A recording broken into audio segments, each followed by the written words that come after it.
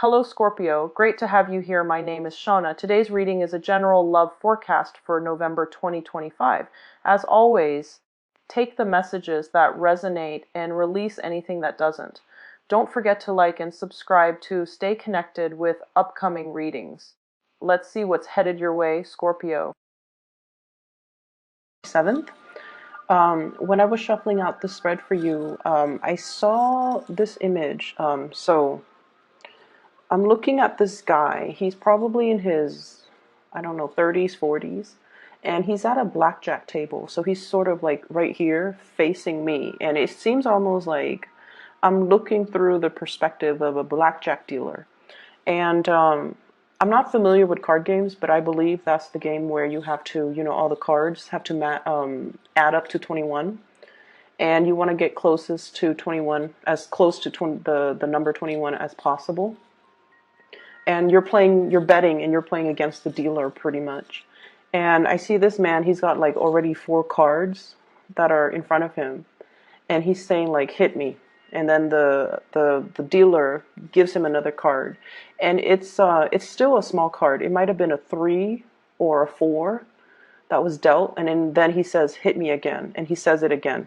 So when I saw this image, I immediately thought that you're taking a big chance, you're taking a big risk because you feel like the gamble is worth it.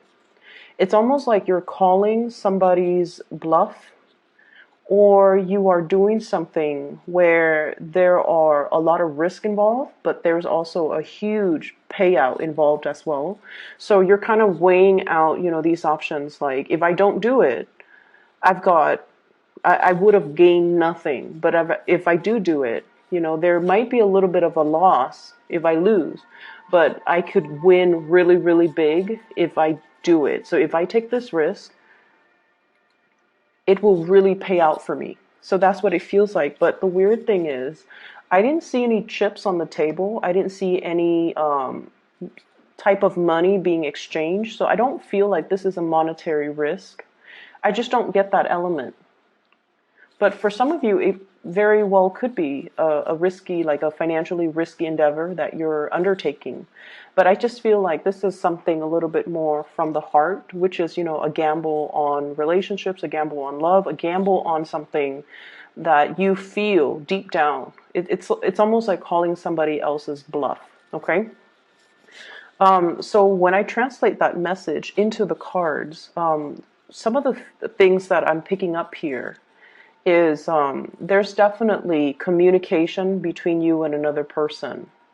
And I feel like the communication has to be very, very, very well thought out. And the communication has to be very tact.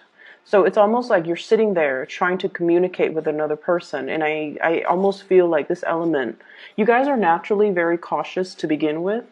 And I literally see like somebody typing an email or texting and spending a lot of time making sure that the wording is just perfect. Spending a lot of time making sure that, everything is spelled out correctly, everything is grammatically correct, that there are correct punctuations, there are correct numbers and figures and things like that. So there is something that you're doing very meticulously, that you're doing with the utmost care, because somebody else is going to review it or somebody else is going to read it.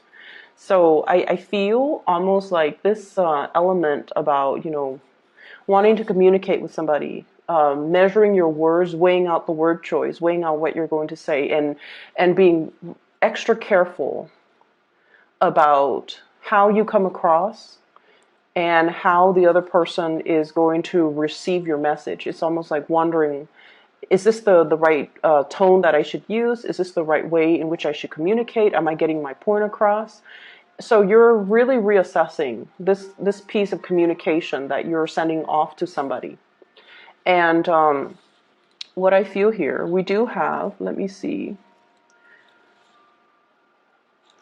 we do have 2 people that you're dealing heavily with for this week. I have here the King of Swords. So this is an air sign, Aquarius, Gemini, and Libra. And then I have the Queen of Cups, Pisces, Cancer, Scorpio. So these two figures will be very, very prominent in your life for this week at least. And what I feel is there is somebody that is they come across almost like they're always analyzing things. They might tend to overanalyze, and they might, they're very intelligent, but I almost feel like they're a little bit more on the pessimistic end. Okay, they're sort of like, oh, it's not going to work out, we should have a plan B. So in a way they're very cautious as well, but I feel like they err a little bit more on the pessimistic end. And so they don't really do anything rushing right in. They're not impulsive. They take their time whenever they're confronted with a problem, whenever they're confronted with a crossroads, or whenever they communicate. So I feel like they're very measured, very methodical, and extremely, extremely like analytical. And they could read something and analyze it to death. Or they could like look at one situation and come up with like multiple scenarios where things can potentially play out, or where things can potentially go right, or where things can potentially go wrong. So I feel like this is almost like a strategist. It's somebody that has a lot of insights, a lot of foresight, and also they plan for every possible scenario. And so when you're dealing with this person, I feel almost like they're giving you a lot of different scenarios for you to mull over, for you to analyze. And I feel like in a way, dealing with them can be very refreshing for you, because I feel like a lot of the times you guys do, get really stuck. It's almost like that tunnel vision. You want to have things a certain way, and especially when you have an emotional pull towards something, it's almost like you trust your intuition so much that you're like, nothing can go wrong. My intuition is really pulling me in this direction. So I feel like that's where I'm meant to go. Okay, and this is you going for something. This is the Knight of Cups, and I feel like this is more your energy. Going passionately towards something, seeing something that you like, it triggers your senses. And you're just like, that's it. My intuition, my heart is telling me to go this way. There's nothing here that indicates otherwise, so I'm going to go for it. But I feel like this person is telling you, yeah, but if you do this, there are all these other things that you have to consider. And I almost feel like you deal with things that are in front of you, whereas this person deals with things almost from like a bird's eye view. They're looking at the totality of a situation. And they're like, well, if you take that route, further down the line, there's going to be some blockages. Whereas if you take this route, it's a little bit more circuitous. It's not as straightforward, but you can circumvent this potential pitfall. So you're dealing with somebody who is like that, and that's why your communication has to be very, very methodical and very measured. I feel for some of you, this is almost like a person that you're trying to please. Okay, so when I say that, I feel like you care about this person. You're emotionally there's some type of an emotional investment here, because honestly, when you don't care about somebody, you don't care you don't care about their opinions, and you don't care how they perceive you. You just don't care. But I feel like you do care, and that's why you do things in such a measured way, because you want to please this person, and you want to. It's almost like you respect them, and so their opinions matters a lot to you. Their advice, their counsel, their opinions, whatever they say, it matters a lot to you. So that's what I'm seeing here, and if it's communication you're waiting on, it's going to take some time. If it's communication that you're waiting on from this person, I feel like it has to take some time. And I'm almost feeling, so the senses, okay, the senses. It's like someone who's, this might be a separate message altogether. There is somebody that is really pulling or really appealing to your senses. So they could be, very aesthetically pleasing to look at. Okay, so like you might be attracted to them, but I feel like it's a lot more than that. There's something about them that's very unique. And I feel almost like there's something about them that is very nurturing, that is very pure and innocent. And this is what I'm drawn to. This Two of Cups. It's somebody that is not afraid to be vulnerable. It's somebody who's, she's completely naked and she's okay with it. And it's almost somebody who's like it's like a naturalist, somebody who enjoys the simple things in life. They're not bogged down with status, money, power, prestige. They don't really care about those things. They have more of a heartfelt energy with them. They like simplicity. They like minimalism. They just, whatever the normal average person values, this person isn't like that. And so in a way, they're really unique. They're quite independent and they're quite fearless. And I feel like that's why you're really drawn to this person. Um, I almost feel like this person, their attention is kind of focused elsewhere. That's what it feels like to me. It's like you're charging straight forward to this connection. And I feel almost like their attention is elsewhere. So if this is like somebody who is an ex, if this is somebody who is brand new in the picture, that is really striking your fancy, or you find yourself very attracted to them, I feel like it's going to take a big grand gesture of easily. It's not somebody that's like that. And so it takes somebody pretty spectacular. It takes something spectacular to really capture this person. And every time I see birds or I see imagery with wings, it's somebody who might be flighty, or somebody who might be fickle, or somebody who is kind of afraid of commitment. Okay. And so going back to that image where you're at the blackjack table and you're just like, hit me, and you're calling the dealer's bluff. It seems like that to you, to me, where you're just like, you might be calling somebody else's bluff, or you might feel like somebody is being false, where they're pretending to be a certain way, but deep down they are a different way. And they might not even be aware of that they're sending out mixed messages, that they're sending out mixed signals. But I feel like you guys can really, you have really keen intuition, and you can kind of splice at the truth. And you can, within like 5 minutes of meeting somebody, really analyze them, even without meaning to, you can kind of like sum them up, and you would be very accurate with your assessment as well. But I just see this situation where it's almost like you might have it in your emotions that they are a specific way. And once you're set, your emotions are set, it's really hard for you to see outside of that framework. And this is true of all fixed signs. Okay, like the air signs, so like the Aquarius, the Leos, or even the Taurus. But with the air signs, once they form their opinions about a certain topic, about a certain stance, about a specific person, they don't really change.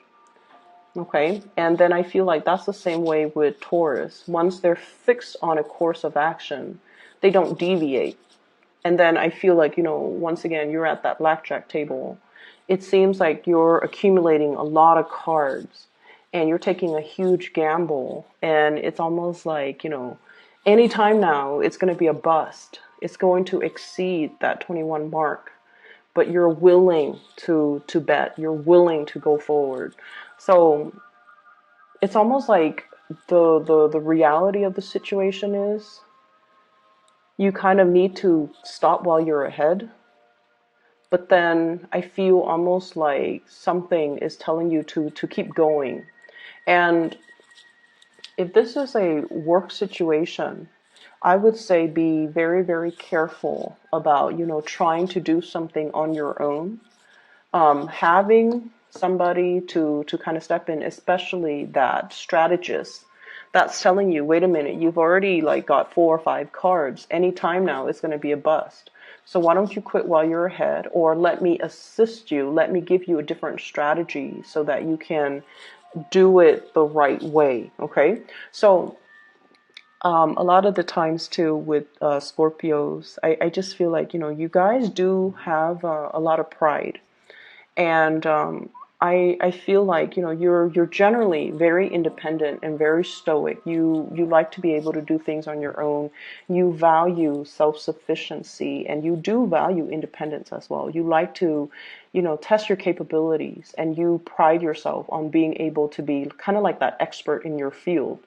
And it's really hard for you to ask for help. It's very, very, I rarely see fixed signs asking for help. Okay.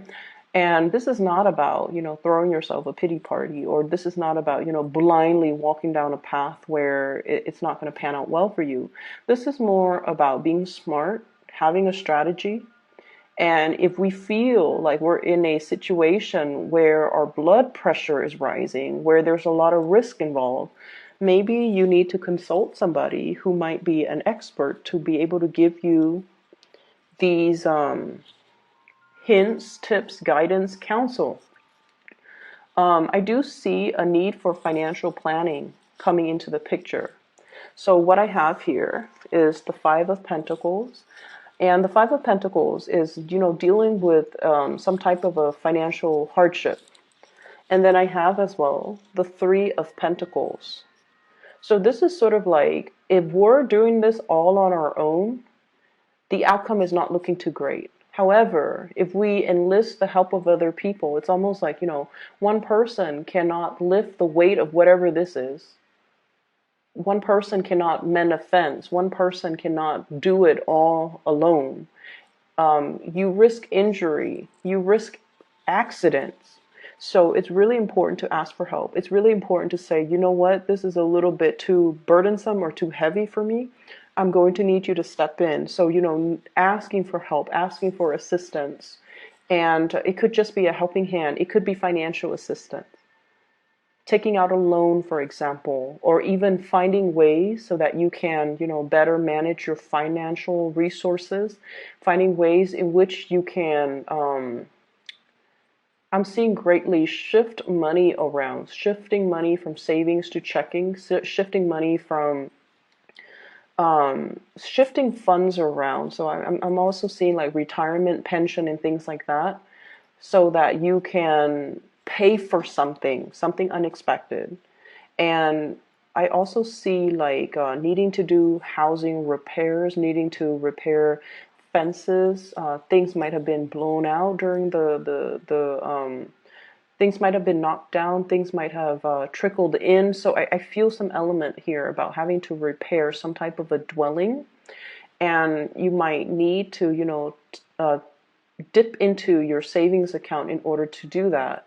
And so a financial advisor, for example, could help you, find money, or get a loan for a really, really low interest rate, or even show you how you can write it off. So I feel like there's a need here to consult somebody rather than taking a gamble, rather than, sitting there and not looking at the all the cards that are on the table for you.